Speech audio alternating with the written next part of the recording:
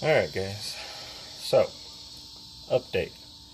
It's now August 1st, and a couple weeks ago, about 2 months ago actually, the turbos on my 535i went bad. So, I was kind of in between jobs. I hadn't been working like I usually am since October of last year. And so money's a bit tight, so I wasn't able to, I should say, have a shop do the work for me, and of course, get the upgraded turbos like I would have liked to have had. So there's a guy on one of the local Facebook pages here in Dallas Fort Worth, and he was selling his turbos off his 335 IS for $400. I was like, sweet, I'll grab them. Because, I mean, I've seen bad turbos going for like 250, 200. Of course, to rebuild them, wastegates and all that stuff, you're still spending about another $200-300. So this, as far as I'm concerned, was a deal. So I bought the turbos, again, off of a 335 IS. I have a 535. I didn't know that the rear turbo on the 3 Series was different than the rear turbo on the 5 Series. The housing, the compressor housing, is clocked differently. It's clocked at a downward angle, whereas the 5 Series, it's clocked pretty much straight up. Now, I wish that were as simple as reclocking it, but it ain't, because the housing is different in also the sense that, and I'm underneath the car right now, so that's why you see some of the suspension. But it's different also in the fact that the mounting points for the wastegate are completely different. And of course, it's cast into the housing, so, can't just drill new holes or whatever. I can't anyways. I'm sure somebody else probably can, but I'm not going to. I tried to take the housings off of the old turbo, but it wasn't working for me. It didn't want to fuck something up, so I just said screw it, and I saw what I needed to buy to make it work on my car. So flip the camera around here. So what I ended up having to buy was this new coolant line, because since on the 3 Series turbo the wastegate's up top, and on the 5 Series the wastegate's down below, the 5 Series coolant line runs just below the outlet, so in between the wastegate and the outlet. Well, that wasn't going to work up in there, so I had to get a new coolant line.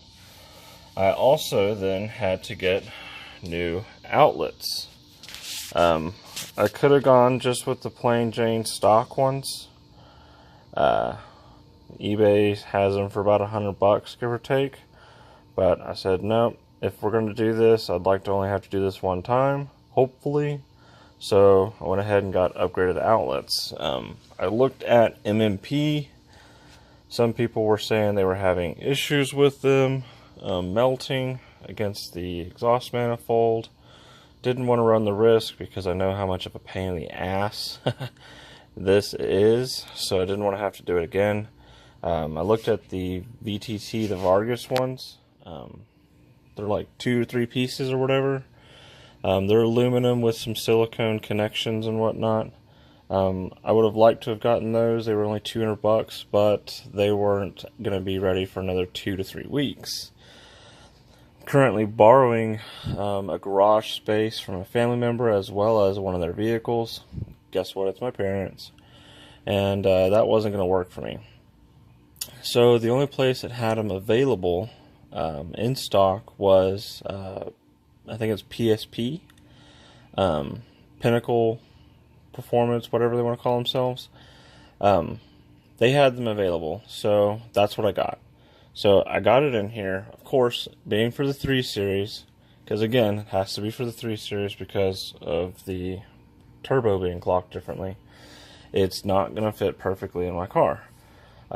This coolant line was in the way. I tried this line right here was also in the way, and it looked like I needed to dent this up a little bit, so sadly I beat the crap out of it right there, and nothing. Didn't work. So I ended up taking off this line, and then I put this back in. I mounted it up there. Huge pain in the ass to mount up there. I mean, just enormous pain. These cars are a bitch to work on. If I had the money, someone else would have done this, I'll tell you that right now. But see how tight this is right here? That wasn't going to float if this tube wasn't modified. So unfortunately, the top part of this tube here is actually flattened out. I actually flattened out the top section about this whole length in reality, to help make it fit. So that's what's going on over here. Of course, I got the new turbos in. That one line was the only line I had to replace down here. All the other lines fit perfectly fine. I got the ECS turbo installation kit, so I got all new O-rings on everything. The manifolds, I actually painted them black with this this exhaust paint, so we'll see if that maybe helps to keep engine bay temps down. I did also paint the downpipes in the same stuff as well, although clearly they're not on.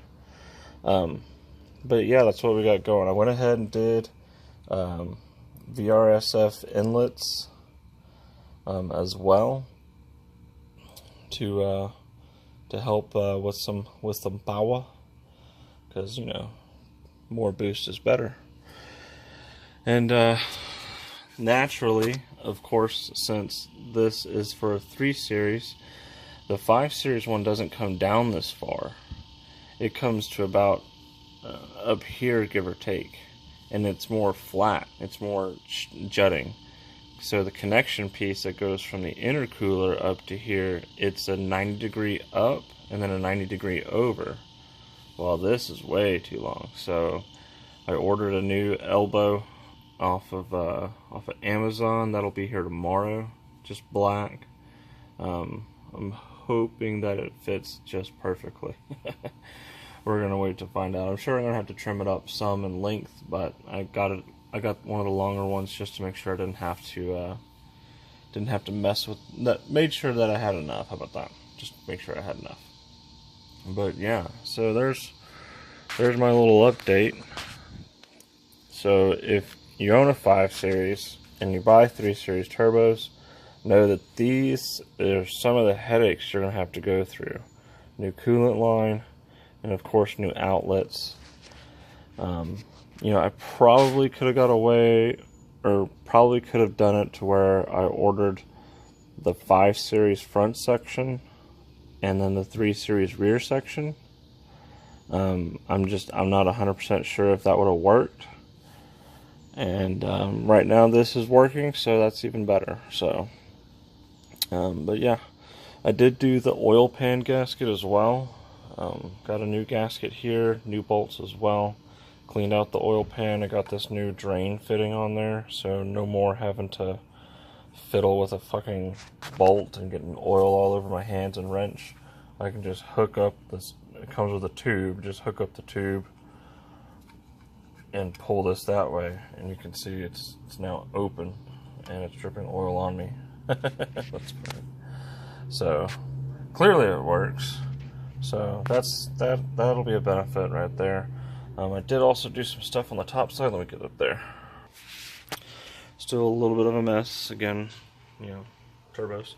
This is my ghetto engine brace, which is currently working, but it does look like it's moved over here a little bit, so I'll have to keep an eye on that. But I should be getting the subframe up tonight. It's right here. I did have to buy one, thankfully only one, new engine mount. This one, the one that was there was just completely shot. We had actually found this top piece split in half. I thought it was just road gunk that was on one of the under trays, but no, it was that. So there's a subframe. I cleaned it up a little bit so it's got a little less oil all over it. I'll be putting that back up hopefully tonight. But as far as the engine bay is concerned, I did the oil cooler housing gasket a few months ago, about 6 months ago. So those are all new. I got new studs for the intake manifold as well during that process. But I got the CST turbo oil filter house top gas, whatever, you know, cap. That's what I'm gonna call it, a cap. It's got these fins in it. Kind of hard to see, but it's got these fins, so it says it's to help dissipate heat. I can probably believe that. This thing gets pretty hot. Anybody who's ever changed one out knows it gets pretty hot. I also went ahead and did the Burger Motorsport just appearance pieces here. I already have their thermostat in here, so the oil cooler is just running non-stop all the time. Again, the VRSF inlets. Once I get the radiator mount put back together, I will be sure and do a fitment on that, because it is right on top of the serpentine belt, which makes me a little uneasy. I do also need to change out the tensioner, but that's going to have to be something for another day. I did have to get one new coolant hose up here. This one, the old one, which you can see right here, was kind of missing some piece, so I said screw that. Here's the original tube, the outlet tube. So it's quite a bit different than the one I have. I probably, like I said, I probably could have got away with doing just the front half and doing the back half for the 3 Series, but I didn't want to have to deal with that. So, but yeah, so this is the newest update for the car. Getting some turbo fixed, getting a little bit of upgrades going in at the same time, and yeah, I'd like to do the coils next. I really like the Beamer Life coils. One, because they're plug and play. I'm not a huge fan of doing wiring projects, so that really interests me there. Also, the red will kind of match this piece up here. After that, it's going to be time to do an intercooler. You know, of course, still running the factory intercooler here, but yeah, those will be the 2 next projects. Of course, I do have a JB4, so to do the coils, I'm going to need a back-end flash. So I figure what I'll do is I'll save up, get the coils, I'll get the intercooler, and then I'll wait to put those on until I get the stuff to do the back-end flash. I already have a couple tablets I can use. But it's just a matter of getting the cables together, and then of course buying the MHD license and stuff like that. I've got some stuff going on with my job that requires me to spend money on it first, so you know that's going to come first, and then this stuff will come second. But yeah, so those are the updates I have. Hopefully we can get it running here pretty soon, and I'd like to take it back to the track, because it's been 2 years since I've been to the track in this car. Last time I went to the track, I believe I was running, I've only been to the 8th mile, I haven't been to the quarter mile, but I believe in the 8th mile I was running, I think, 8.3 at about 87 miles an hour. Stock with just the DCI cones and the charge pipe. The car was doing about 8.7. I put the JB4 on. That was a half second and about 4 miles an hour, 4 or 5 miles an hour, I believe. So a big improvement there. Really happy with those results. Since then, of course, I also have the down pipes on the car. So I have catted down pipes, and then I've got all this stuff going. So should be interesting. I would like to be well under 8 seconds, somewhere in the kind of 7.7 second range in the eighth. Don't know what it would run in the quarter, but I'm sure that 7.7 probably relates close to somewhere in the 12-second range in the quarter mile, which would be fine with me. This isn't a drag car. This is my daily car. It's got 147,000 miles on it, so it's definitely seen its days, and I use it all the time. So, but yeah, that's the updates I got right now. If I get to go to the track sometime in the next few months, I'll definitely record it and show you the times, and we'll see how she performs. Thanks.